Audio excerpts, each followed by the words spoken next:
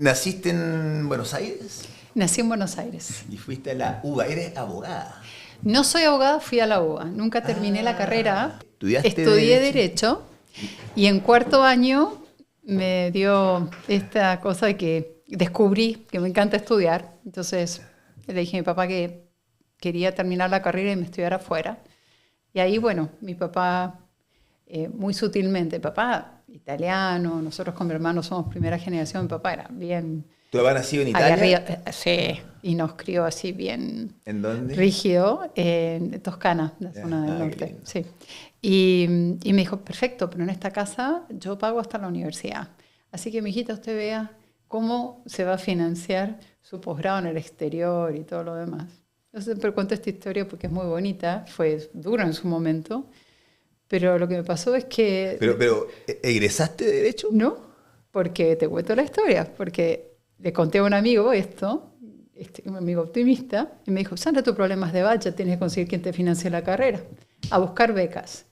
Y así salí, la Facultad de Derecho en Buenos Aires, no sé si has estado, pero es un edificio muy bonito. La UBA. Y a un par de cuadras está el consulado de Japón. Y literal, salí ese día de clases a tocar timbre del consulado a ver si daban becas. Y finalmente conseguí, me presenté a examen, me saqué la beca. No te puedo creer. Pero yo empecé a dar los exámenes esperando ver qué pedían, que iba a terminar mi carrera. Y me saqué el primer año, antes de terminar mi carrera, la beca. Y además ellos determinaron que tenía que cambiar de carrera, estudiar otra carrera. Así que congelé abogacía y me fui a empezar de cero toda la carrera universitaria en Japón, pero el primer año tuve que aprender japonés, pues la carrera era entera.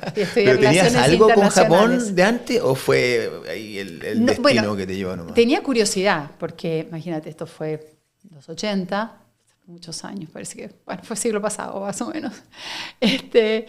Y Japón estaba en pleno auge, muy en la disputa por los temas de los semiconductores con Estados Unidos. Y a mí me fascinaba cómo un país que había sufrido lo que había sufrido en la Segunda Guerra había podido levantarse de esa manera. Entonces tenía curiosidad.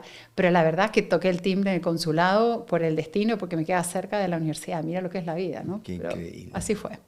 ¿Y llegaste a Japón? ¿A dónde? ¿A qué parte de Japón? A Tokio. Primer año estuve en la escuela de japonés de la Universidad de Tokio, en un programa súper lindo que tiene el Ministerio de Educación de Japón. Ellos dan una beca, no sé si la siguen teniendo, pero en ese momento 50 personas de todas partes del mundo, menores de 21 años. Y el primer año vivimos juntos en la escuela de japonés y el objetivo era dar el examen de ingreso en japonés a la universidad. Y si tú no lo pasabas, tenías que volver a tu país. Entonces todos teníamos un propósito en común. Tremenda, pues. Y un desafío increíble, y nos enseñaron japonés como aprendimos cada uno nuestro idioma nativo. O sea, olvídate, los exámenes fueron en inglés, pero el primer día nos dijeron, de ahora en adelante, solo en japonés. Y así fuimos desde apenas saludarnos y saber pedir un plato de comida a todo. ¿Y qué tenía ahí, 21 años? Algo así? 21 años. ¿Y te fuiste sola? Y sí. Wow. ¿Cuánto tiempo estuviste en Japón? En total, en esa primera etapa, porque después volví a Japón, pero ya más adelante en mi carrera, estuve casi 6 años en la universidad y me quedé trabajando un año en Banco de Tokio. Empecé mi carrera en el mundo de la banca. Mira. Sí. Qué genial. ¿Y cómo fue ese paso de haber dicho, ya, voy a ser abogada y ahora estar metido en el mundo de la tecnología? Porque tu currículum parece un prontuario, tienes una cantidad de... Esa es la cantidad de años también que veo. De cargos impresionantes, ya los vamos a revisar, pero me interesa el cómo alguien con una mentalidad más humanista en un principio se vuelca en la tecnología y tan profundamente como tú. Ha sido un camino, si tú me dijeras yo lo planifiqué, te digo no lo planifiqué. Creo que así va a estar muy abierta a oportunidades, ir descubriendo cosas que se me fueron dando en el camino y que me gustan, y a veces que otra gente veía en mí, ¿no? Entonces yo te contaba que empecé mi carrera en la banca, en Japón, volví, estuve en la banca 3, 4 años en Argentina, y a los fines de los 90, cuando, no sé si te acuerdas, pero cuando venía el año del 2000, Sí, también tuvimos el corralito. Pero a nivel global en tecnología también tuvimos esta cantidad de crisis en Argentina. Pero bueno, eso da para un podcast aparte. Pero se venía el año 2000. ¿Te acuerdas que era a nivel informático había mucha incertidumbre qué iba a pasar?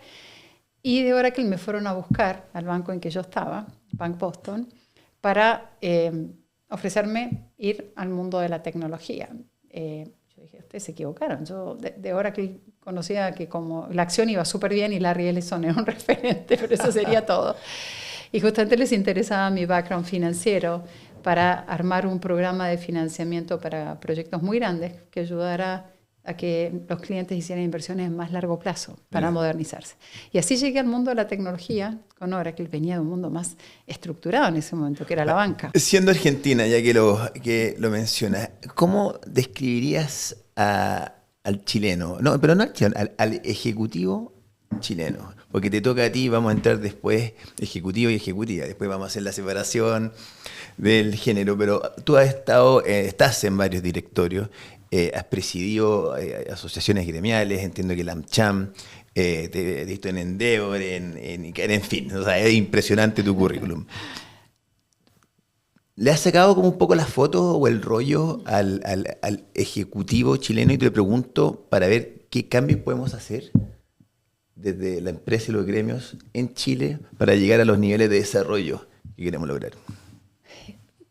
Yo no creo que haya un estereotipo, no creo que hay distintos estilos. Pero hay algunas características por ahí sí que uno podría decir, no sé si el ejecutivo chileno, pero en general de los chilenos. Y dicho sea de paso, también soy chilena. En 2019 tomé la nacionalidad, así que tengo las dos, aunque no se nota por mi acento. Pero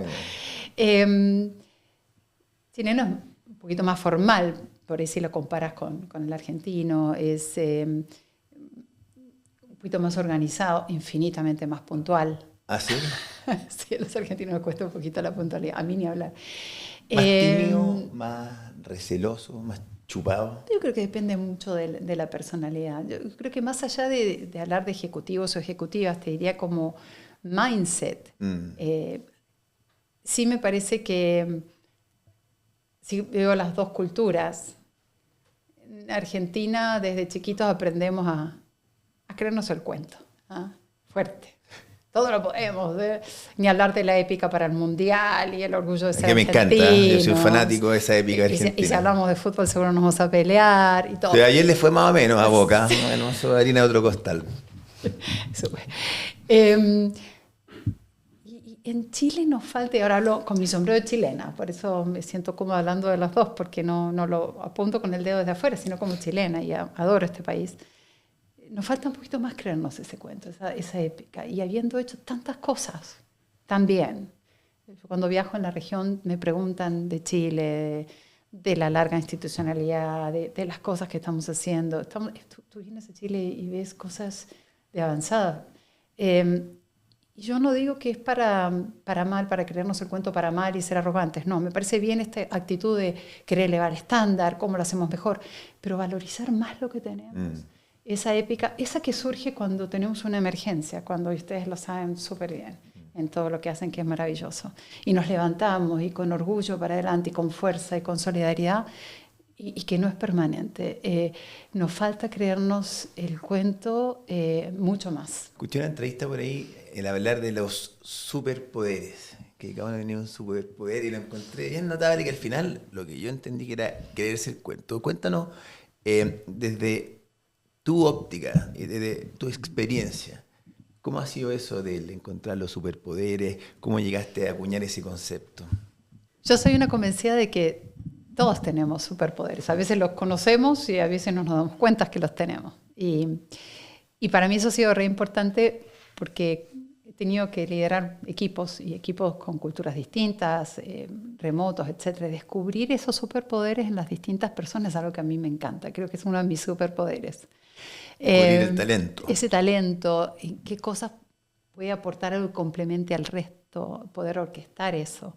Creo que es me he dado cuenta en el tiempo que es un superpoder.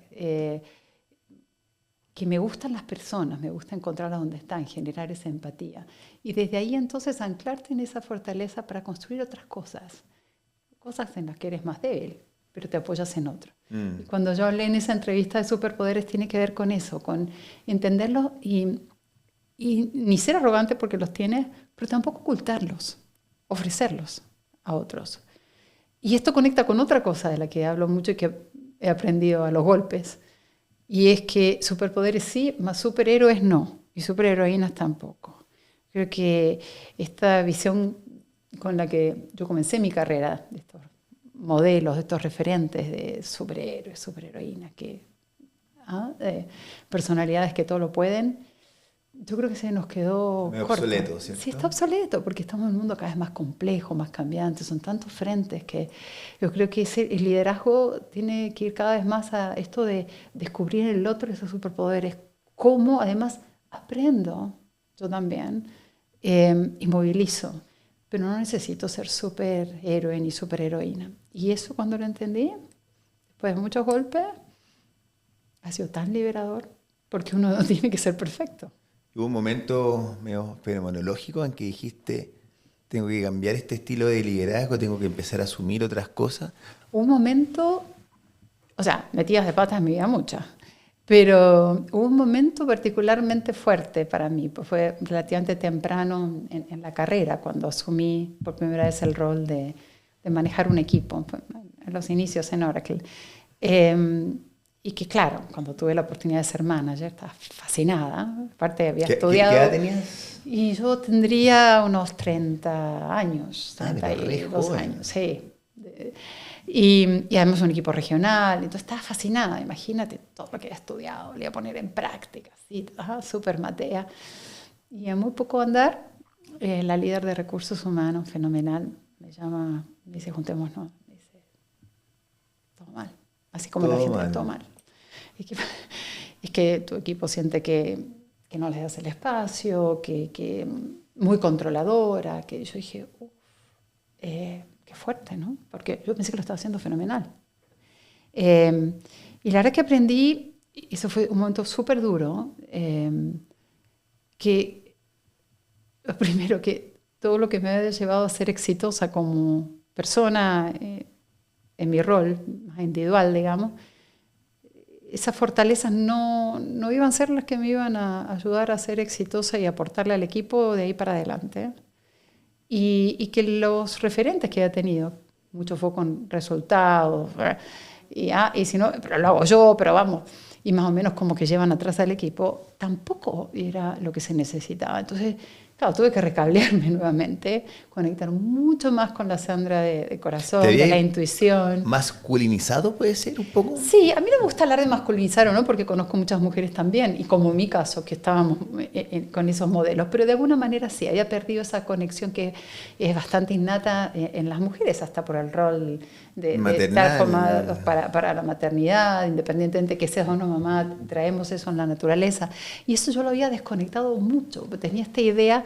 Los años en Japón me forjaron también con un cierto modelo de otro estilo de liderazgo. Entonces, increíble, pero tuve que trabajar mucho para volver a encontrarme.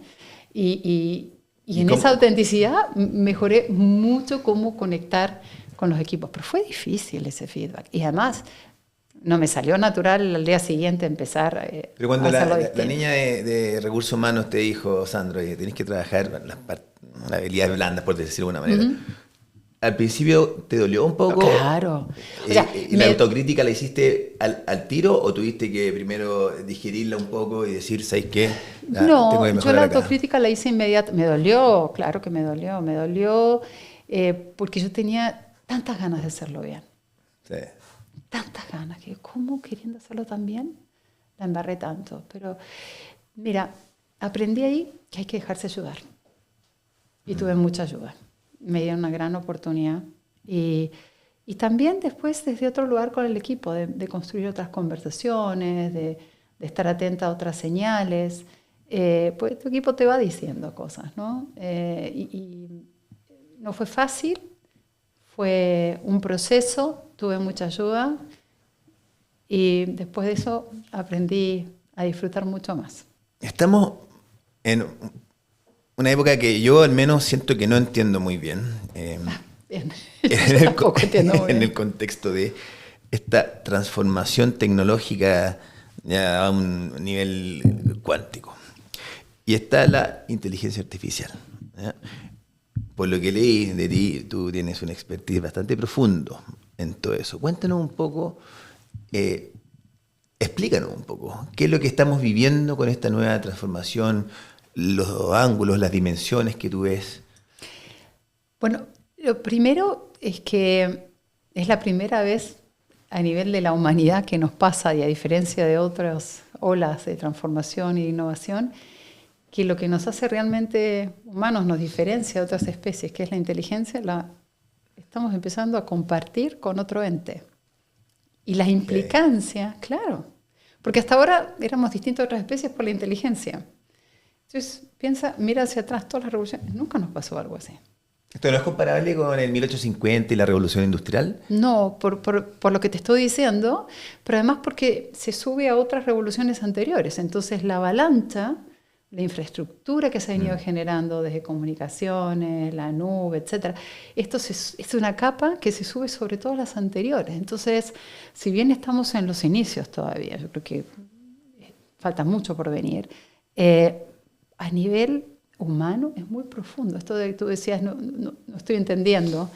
Yo tampoco me digo que soy una experta en el tema. Mi expertise va por tratar de conectar lo que pasa con la tecnología con el mundo de los negocios y esta mirada también humana, pero es muy profundo las implicancias de todo esto. Podemos hablar de tecnología, qué significa, qué va a habilitar en las organizaciones, la capacidad de aumentarnos, pero también el desafío de...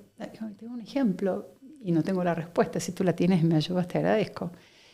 Nosotros hemos crecido en un mundo donde nuestra identidad tiene mucho que ver con lo que hacemos. Sí. ¿No? Sí. Con el trabajo, a qué nos debemos. Y estamos viendo que muchas de las cosas que hacemos van a poder ser hechas por este ente que además va a ser inteligente.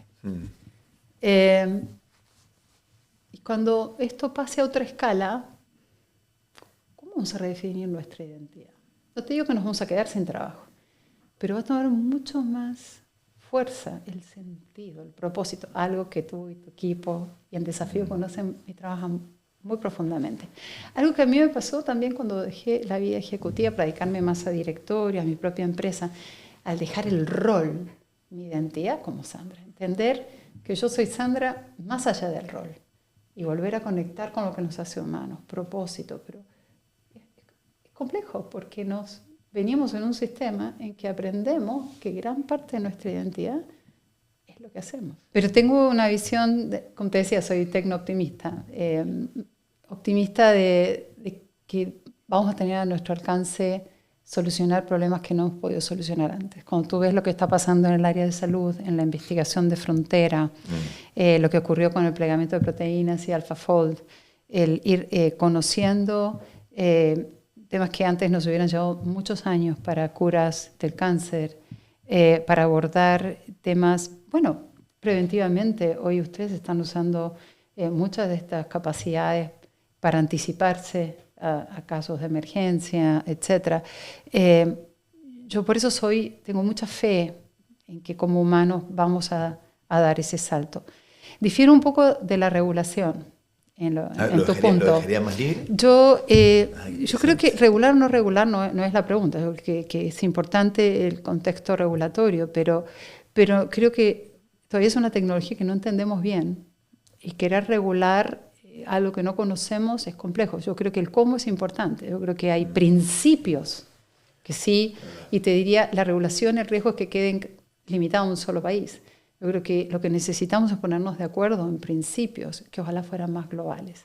Y ahí el llamado que ha hecho el Papa la semana pasada. Sacó una encíclica. Una encíclica. Me parece que es interesante su voz. Puedo no estar de acuerdo en todo, pero acá tenemos que tener una visión como humanidad, porque esto es muy potente, muy fuerte, porque estamos además en una carrera geopolítica. Pero también es importante que en estos marcos no estemos matando la innovación. La ola que viene de poder aprovechar estas tecnologías para resolver temas que no hemos podido resolver antes, nos puede llevar como humanidad a otros lugares. Yo en eso, por eso me defino tecno-optimista. ¿En qué estáis pensando? Estoy pensando incluso en encontrar soluciones a temas como el cambio climático, el tema del hambre. Nosotros estamos acá sentados y hay gente que todavía hoy pasa hambre. La industria de los alimentos, ¿cómo puede cambiar? Lo que está cambiando el agro al ser más inteligente. Pero también pienso en la profesora que está en una comunidad aislada y que con acceso a Internet hoy puede generar mejores contenidos para sus alumnos gracias también a una manera de enseñar distinta con inteligencia artificial. Pienso en aquella persona, una pyme, que puede también publicitar mejor sus productos en un mercado más grande. Pienso en los gobiernos que pueden ser más cercanos a los ciudadanos a través de plataformas más inteligentes, en cosas prácticas que me dan un optimismo y que antes no hubiéramos podido abordar. Estuviste en Silicon Valley, trabajaste también en Asia. ¿Qué viste allá que Chile todavía no se atreve ni a imaginar en términos tecnológicos? En términos tecnológicos es increíble, pero y me pasa hoy en día, cuando vas a Estados Unidos, no sé, en Silicon Valley, pero estuve hace poquito en Boston, en New York, hace un rato que no voy por Asia. Todo lo que estamos hablando ahora de inteligencia artificial ya es mucho más tangible. Es como, de alguna manera, esto ya está pasando, ¿no? Siento que estamos igual con desafíos. Hablemos del caso de Estados Unidos, pero tú llegas allá y ves que hay una mayor adopción o también te diría, mayor expectativa respecto del aporte de la inteligencia artificial de aquí a futuro. Hace poco salió un estudio creo que es IBM, de IBM. Los CEOs en Estados Unidos ven que la inteligencia artificial al 2030 va a tener un gran aporte en todo lo que tiene que ver con generar nuevos ingresos, oportunidades de negocio, algo más transformacional. Sí, leí que la brecha se iba a reducir muchísimo. Más allá de la eficiencia. De la desigualdad, de los ingresos van a ser más parecidos. Bueno, este reporte habla más de la expectativa respecto de la línea de ingresos, de crecer, no solo de eficientizar, que ese gran temor respecto a eliminar trabajos, etcétera, etcétera. Entonces, y cuando tú miras esto en Latinoamérica, es un poquito distinto.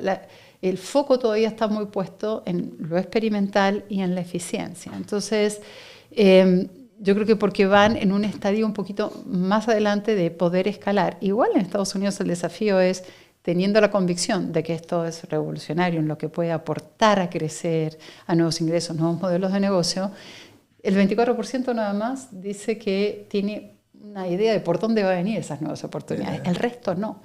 Aquí, acaban de sacar un estudio, los colegas de Mass Analytics hace poco, el 68% de las empresas en Chile dice estar todavía en pilotos y solamente 3.6% lo ha podido escalar. Entonces, el gran desafío es la implementación, es la ejecución. Entonces, cuando voy a otros países como Estados Unidos, también en Singapur mismo, tú ves esto como algo más aplicado al día a día. Aquí estamos un poquito más atrás, pero esta es una ola que se mueve súper rápido. El tema es cómo llevamos esto a escalar y que no nos quede la eficiencia como si fuera el destino. Ya está, esto es igual a eficiencia. Yo creo que la gran promesa, el gran potencial es cómo va a transformar todas las organizaciones. Que esa es la pregunta. ¿Cuál crees tú que va a ser la mayor contribución? Indudablemente, el permitir a las organizaciones, a partir de estas nuevas capacidades, ir a mercados que antes no podías ir, personalizar mucho más, conocer mucho más a tus clientes, trabajar distinto, aumentar capacidades, creo que es el gran valor. Pero yo creo que para eso vamos a tener que, primero, a mí me gusta hablar de como 3 etapas grandes, para simplificar.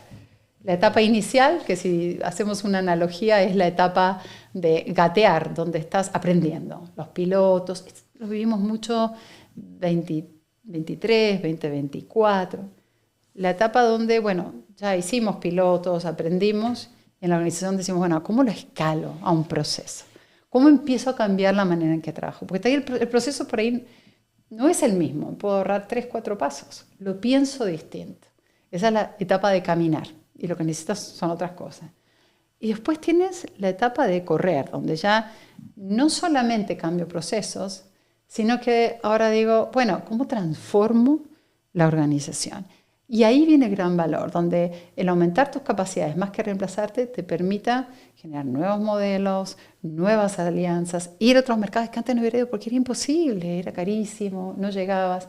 Y yo creo que ahí para las organizaciones viene gran valor, pero requiere algo que es dificilísimo, y es que esa eficiencia que lograste en el medio la traduzcas en inversión en innovación.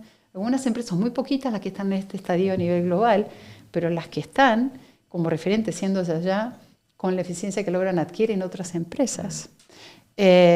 Y realmente invierten en generar estas nuevas posibilidades. Yo creo que ahí viene un valor adicional tremendo cuando miro el futuro de las empresas. Como sociedad, ¿dónde ves tú que la inteligencia artificial va a tener ese mayor impacto? Porque intuitivamente uno diría en la salud, ¿cierto?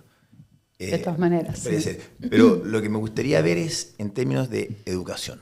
¿Ya? Y en tu experiencia, ¿cómo has visto que ha afectado positivamente toda la inteligencia artificial y esta transformación digital? Mira, yo creo que la inteligencia artificial efectivamente va a ser un gran habilitador, pero también es cierto que tenemos un desafío que no abra nuevas brechas o profundice otras que ya existen, ¿no? Creo que el otro gran determinante es el tema de educación. Quiero tocar ese punto. Desde los más pequeños, cómo empezar cada vez más a enseñarles a pensar y a pensar con esta capacidad inteligente que decíamos recién, ya no está solo en nosotros. ¿Eh? A ver cada vez más una interacción, cómo los preparamos para que tengan un pensamiento crítico, que no confíen en todo lo que le dice la inteligencia artificial desde que son más pequeños, y acompañados y supervisados para que lo hagan con todos los resguardos. Pero que no se acaba en esa etapa. Tú sabes que yo estoy también en la Junta Directiva del Adolfo Ibáñez. ¿Cómo repensamos la educación ya superior y continua, de por vida? ¿Cómo cada vez más impulsamos el pensar en la universidad? Nosotros hace años que trabajamos en artes liberales, esto de desarrollar el pensamiento crítico, el juicio, la formación multidisciplinaria. Pero también... Son ustedes las que están hablando de flexibilidad. Flexibilidad. Y esto es algo que hemos impulsado con la visión de que la educación seguramente ya no va a ser la misma de la época que yo estudié abogacía, derecho. Que tú empezabas aquí y terminabas allá. Y es como la línea del metro te lleva de una estación a otra. Cada vez más, perdón, la del tren. Cada vez, nuestro rector siempre nos da este ejemplo en la Junta. No es lineal. No es lineal. Cada vez más te vas a querer bajar una estación, tomar otro, más como la del metro. Y cómo desde la educación lo hacemos posible. Pero no solo en pregrado, continua, de por vida. Porque seamos francos, todos vamos a quedar obsoletos permanentemente, porque esto va muy rápido y muchas cosas que van a venir cada vez más rápido. Entonces en educación tenemos una ardua tarea, y es desde los más pequeños hasta nosotros, los adultos mayores. Yo todavía no soy adulto mayor, bueno, no, para allá voy. muy lejos. Y el otro factor determinante que se habla poco, pero que creo que es clave, es el mindset. ¿Desde dónde y cómo me subo a esto? Tú hablabas recién, hay otras organizaciones que dicen, no, esto no es para mí. Las personas nos pasa lo mismo. ¿Ah? ¿Cómo me subo a esto? ¿O no me subo? Lo miro y no quiero. O me subo y soy protagonista de lo que vamos a construir. Como parecía, no, capaz que sí necesitamos hacer algo distinto ahora. Y tengo una voz y la expreso, porque también puedo expresarla en redes sociales, etc. Y al final, esto te lleva a que el camino empieza por decidir si te vas a ser protagonista de esto o lo vas a observar y te quedas atrás. Mientras hablabas, yo estaba pensando, en los 90, ¿te acuerdas que cuando empezaron a salir más en masa los teléfonos celulares y todo lo demás? Yo escuché varias veces de que se iba a generar una brecha gigantesca de comunicación, de educación, de que las personas más vulnerables no iban a tener acceso al teléfono. Y hoy día todo el mundo tiene teléfono, sin excepción de ser sobre el 95%, ¿no? O sea, por lo menos. yo siento que va a pasar lo mismo con lo de la inteligencia artificial, porque con esto mismo hay una Tienes acceso. se democratiza el acceso al conocimiento, entonces presumo, evidentemente puedo estar muy equivocado, pero que esa brecha se va a reducir en vez de ampliar. Al final, al principio puede ser que los early adapters, que le llaman los gringos, van a triunfar claramente muchísimo. ¿De qué manera tú desde los puestos directivos, desde las asociaciones y con el bagaje que tienes, puedes hacer una contribución a que esa brecha se reduzca de una manera anterior en el tiempo? Mira, creo que es fundamental entender que desde las empresas tenemos un rol, desde el liderazgo tenemos un rol de cómo ir logrando que esas brechas se reduzcan desde lo más estructural, ¿no? Y te voy a dar un ejemplo de lo que hacemos Banco de Chile y Desafío. Forjar alianzas que nos permitan, con el conocimiento de organizaciones como ustedes, que están en terreno, que conocen los problemas a resolver, las necesidades, pero también las oportunidades, acercarnos más a anticiparnos a que estas brechas sean muy grandes y que no se puedan cerrar. Entonces, me encanta lo que hacemos en términos no solo de levantarnos frente a la emergencia y apoyar el trabajo que hacen, pero es muy bonito, y tal vez tú puedas contar mucho mejor que yo, seguramente, lo que estamos haciendo para apoyar en la reconstrucción de escuelas, pero también para impulsar temas de salud, temas que tienen que ver con oportunidades, emprendimiento, Vital. las pymes, y hacer de esto un continuo. Entonces, yo creo que las empresas tenemos un profundo impacto social, no solo porque generamos empleo, sino también porque elevamos estándares, porque estamos armados para resolver problemas todo el tiempo y poder con eso mejorar la calidad de vida de las personas y llegar a las comunidades a través de alianzas como las que tenemos en el banco con ustedes es fundamental. Y esto, ojalá yo tuviera una respuesta para decirte algo que ocurre de la noche a la mañana. Yo creo que esto se hace todos los días, paso a paso y de manera sostenida. ¿Hace cuánto tiempo estás en Chile? 25 años. ¿Y has visto ese cambio de lo que nos acabas de decir Sí. de un modo patente? ¿Ah, sí? Sí, sí. Y es de las cosas que me emocionan profundamente de Chile. ¿Tenemos mucho camino para recorrer? Sí. Pues yo sí me creo el cuento. Yo creo que Chile es un gran país, más allá de su tamaño, que tenemos una oportunidad única frente a lo que nos habla la inteligencia artificial por muchas cosas que se hacen en Chile y se han hecho bien, por el talento que hay en Chile, por el ecosistema emprendedor, por las industrias en las que tenemos ventajas competitivas, pero tenemos que articular lo que estamos haciendo, los esfuerzos que son muchos en muchos frentes. Yo siempre digo, todas las piezas que tenemos que ponerlas en un solo rompecabezas y una visión país, de qué queremos, qué país queremos ser. ¿Cuál es la dimensión del impacto que más te motiva personalmente a ti? Yo quiero contarte algo bien personal. Yo estoy en un momento donde, bueno, siempre me ha encantado aportar en donde estoy, a dejar una huella, a descubrir talento, gente que ellos mismos vean que pueden alcanzar su potencial. Pero hoy algo que me mueve profundamente, y es bien personal, es que 2 de mis 3 hijos, las 2 mujeres, se están yendo a vivir a Estados Unidos. Una se va a hacer su MBA, la otra, recién casada, acompaña a su marido a hacer el MBA.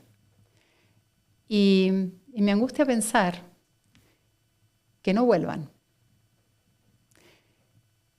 Y lo que más me mueve en este momento es cómo puedo hacer yo para mover un poco la aguja, para que los chicos que hoy están afuera, o los chicos que están terminando de estudiar, o el que no ha podido ir al colegio, sienta que en Chile sí hay espacio, sí hay oportunidad y sí se puede construir.